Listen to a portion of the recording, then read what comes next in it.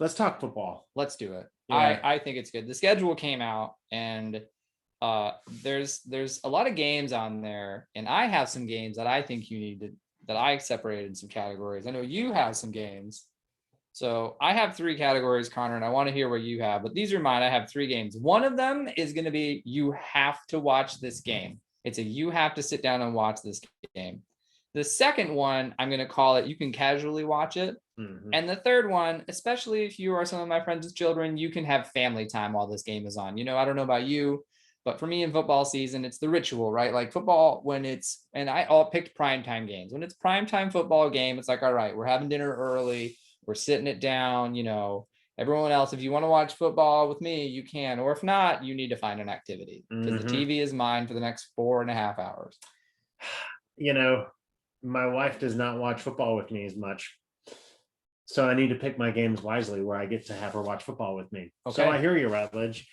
So for all of our viewers out there, we're picking games, we're sharing our thoughts of some games, and we might revisit this throughout the course of the season a couple times, but we're sharing what we think is must-see TV, a game that's on in the background, and a game that's kind of the snoozer that if you're up late the night before, it's okay to doze off during, because you're not going to be missing much, but football is going to be on. So Rutledge, what's must-see TV? Must-see TV. Circle your calendars now. Thursday, September 30th, the Bengals are playing the Jags. Now, I will say, Jacksonville is Jacksonville. As you said last week, there's already another coach that's quit. This Urban Meyer working condition's weird. He's got a lot of rookie talent. Tim Tebow's wearing number 85 and back in the NFL, which you want to talk about it. Tim Tebow's our age and he's starting. I wish that's how I could get into the NFL. Just call up my old coach. Yeah, just call up. I find an old coach for me and call like, hey, let's get it. Either way, I think this is going to be cool. This is going to be these 2 franchises sort of showing who's going what direction. You have 2 former first-round picks, 2 younger teams that are being sort of built from the ground up, 2 good competitors because both were great in college. And I think this will be a great, where is this going? It's going to kind of feel, because it's early in the season, it'll feel like a preseason game. If they won't rotate the rosters like a preseason game, but it'll have that, there's a lot of youth on the field feel. But I think it's good TV to see what the future of the league can look like.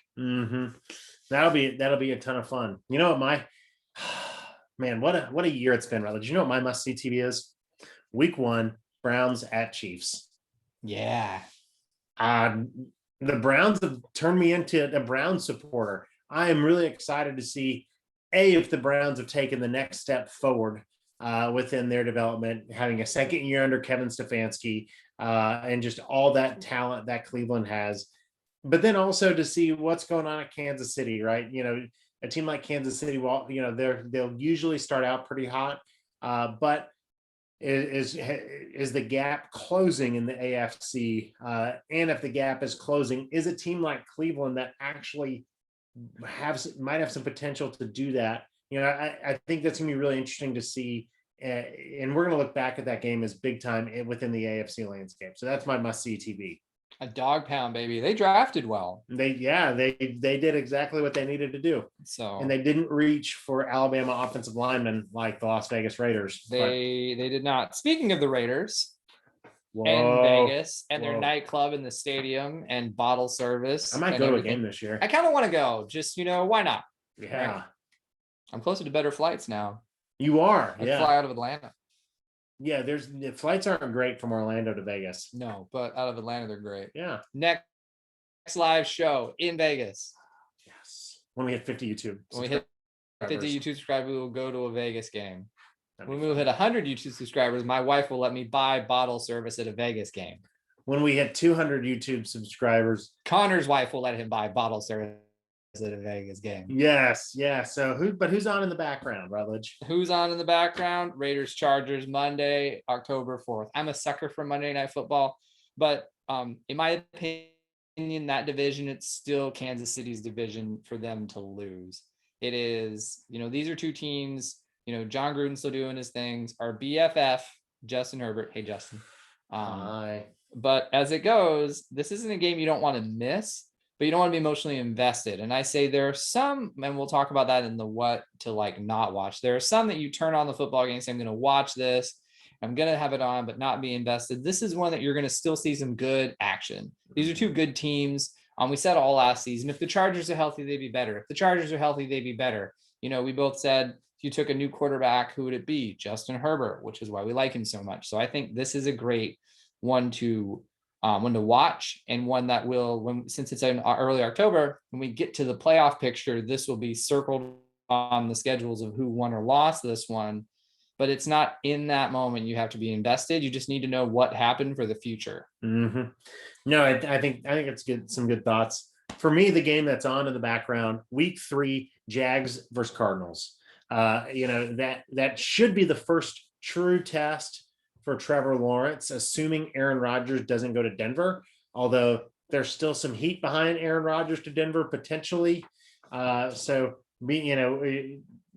do think the Cardinals have a lot to offer, and I do think they are going to be a tough out. And I think that this is going to be the first biggest test for Trevor Lawrence here in the early season. So it'll just be interesting to watch how he responds to a game where he's going to have to score some points and where he's going to have a defense that's really trying to put a hurting on. Yeah, that sounds like a big one, right? But who knows what'll happen with Aaron Rodgers. Off-season quarterback news, man. Okay. We're getting late in the show, so it's time for our snoozer. Our snoozer. Oh, this one will put you to bed as we get close to Connor's bedtime. For me, I don't have much to say on it, but Monday, November 1st, Giants on Monday.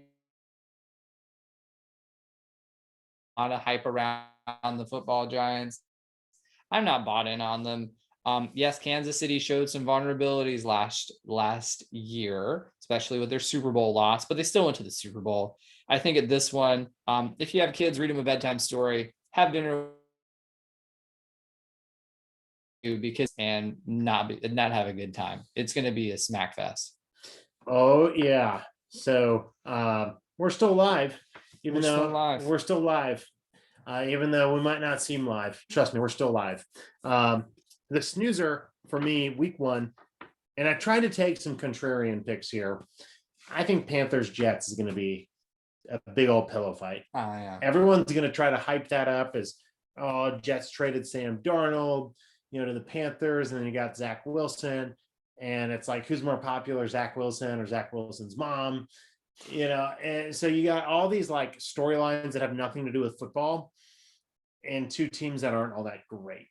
So I kind of think that'll be a big old pillow fight. That one's going to be bad. All right. Well, that's what we're talking about with the NFL schedule. There's